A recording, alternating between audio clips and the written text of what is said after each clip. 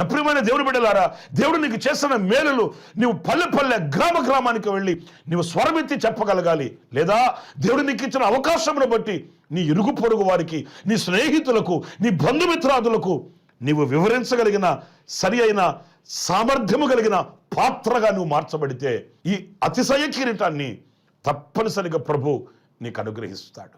నా ప్రియమైన దేవుని బిడ్డలారా, ఒకవేళ ఎంతవరకు మూగపోయిన స్వరంతో నిలిచి ఉంటే, ప్రభు కొరకు ప్రయాస పడలేని మందమతి అయిన మనసుతో నిలిచి ఉంటే, దేవుని వాక్యమును బట్టి నేను మీకు చెప్తున్నాను, మీ వంతు మీరు దేవుని పరిచర్య చేయండి. మీ వంతు మీరు దేవుని కొరకు సాక్షిగా నిలవండి. ప్రభు మీ నోటి మాటను రూఢిపరచునుగాక. ప్రభు మీ పరిచర్యను ఆశీర్వదించునుగాక. మీరు నిలిచిన చోట నా దేవుడు అద్భుతములు చేయునుగాక. మీరు వెళ్ళిన ప్రతి చోట జీవవాక్యమును నీ నోట ఉంచి, మీ నోట ఉంచి ప్రభు ఆశ్చర్యమైనటువంటి సహాయము చేత